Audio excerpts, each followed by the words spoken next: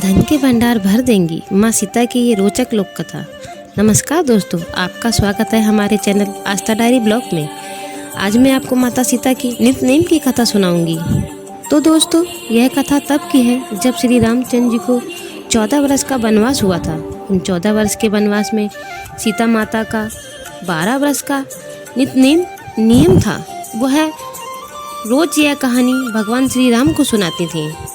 राम आए, लक्ष्मण आए, देश के पुजारी आए, नित नेम का नेम लाए। आओ राम, बैठो राम, तपी रसोई जियो राम, माखन मिश्री खाओ राम, दूध बतासा पियो राम, सूत के पलका मोठो राम, साल दुसाला पोठो राम, साल दुसाला ओढ़ो राम। जब बोलूं राम ही राम, राम सवारे सबके काम, खाली घर भंडार भरेंगे, सबका बेड़ा पार करेंगे। श्री राम जय जय राम, जय जय राम श्री राम। इस कहानी को श्री राम भगवान बड़े प्यार से रोज सुनते थे। एक दिन श्री राम भगवान को किसी काम के लिए बाहर जाना पड़ गया तो सीता माता कहने लगी, हे भगवान, मेरा तो 12 वर्ष का नित्य नियम है। अगर आप बाहर जाएंगे तो मैं अपनी कहानी किसे सुनाऊंगी। श्री राम ने कहा कि तुम कुएं की पाल के पास जाकर बैठ जाना और वहाँ जो औरतें पानी भरने आएंगी उन्हें अपनी कहानी सुना देना। सीता माता कुएं की पाल पर जाकर बैठ जाती हैं। एक स्त्री आई, उसने रेशम की जरी की साड़ी पहन रखी थी और सोने का घड़ा ले रखा था। सीता माता उन्हें देखकर कहती हैं कि बहन, मेरा 12 वर्ष का नित्य नेम सुन लो। वह स्त्री बोली, मैं तुम्हारा नित्य नेम सुनूंगी तो मुझे घर जाने में देर हो जाएगी और मेरी सास मुझसे लड़ेगी। उसने कहानी नहीं सुनी और चली गई। उसकी रेशम जरी की साड़ी फट गई और सोने का घड़ा मिट्टी में बदल गया। सास ने देखा तो पूछा कि ये किसका दोष अपने सर लेकर आ गई है। बहू ने कहा कि कुएं के पास एक औरत बैठी थी, उसने कहानी सुनने के लिए कहा, लेकिन मैंने नहीं सुनी, जिसका यह फल मिला।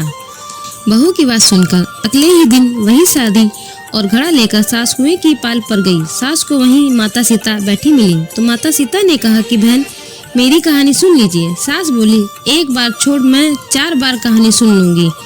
राम आए, लक्ष्मण आए, देश के पुजारी आए, नित्य नेम का नेम लाए। आओ राम, बैठो राम, तपी रसोई जियो राम, माखन मिश्री खाओ राम, दूध बतासा पियो राम, सूत के पलका मोठो राम, साल दुसाला पोठो राम, साल दुसाला ओढ़ो राम। जब बोलूं राम ही राम, राम सवारे सबके काम, खाली घर भंडार भरेंगे, सबका बेड़ा पार करेंगे। श्री राम जय जय राम, जय जय राम, जय जय राम। सास बोली कि बहन, कहानी तो बहुत अच्छी लगी। कहानी सुनकर सास घर चली गई और उसकी साड़ी फिर से रेशम जरी की बन गई। मिट्टी का घड़ा फिर से सोने में बदल गया। बहू कहने लगी, सासू माँ, आपने यह सब कैसे किया। सास ने कहा कि बहू, तू दोष लगा के आई थी और मैं दोष को उतार कर आ रही हूँ। बहू ने पूछा कि वह कुएं वाली स्त्री कौन थी। सास बोली कि वह सीता माता थी।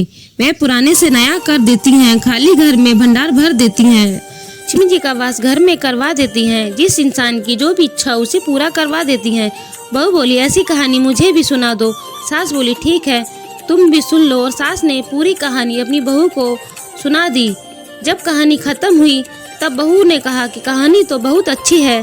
सास ने कहा, ठीक है, इस कहानी को हम रोज करेंगे। सास बहू रोज सवेरे उठती, नहाती धोती और पूजा करने के बाद नित्य नेम की कहानी, सीता की कहानी कहती। एक दिन उनके यहाँ एक पड़ोस की औरत आई और बोली, बहन, जरा सी आँच देना। तो वह बोली, आज तो हमने अभी जलाई नहीं है।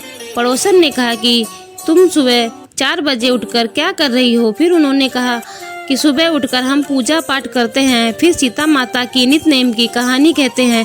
पड़ोसन ने उनकी बात सुनकर फिर कहा कि सीता माता की कहानी कहने से तुम्हें क्या मिला।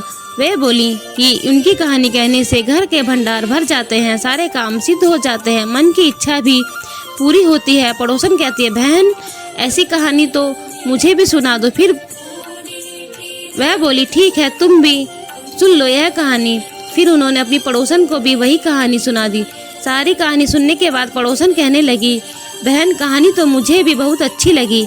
अब वह पड़ोसन भी नित्य नेम से सीता माता की कहानी कहने लगी। कहानी कहने से सीता माता ने पड़ोस के भी सारे भंडार भर दिए। अब तो पूरे मोहल्ले में नित्य नेम की कथा चल पड़ी।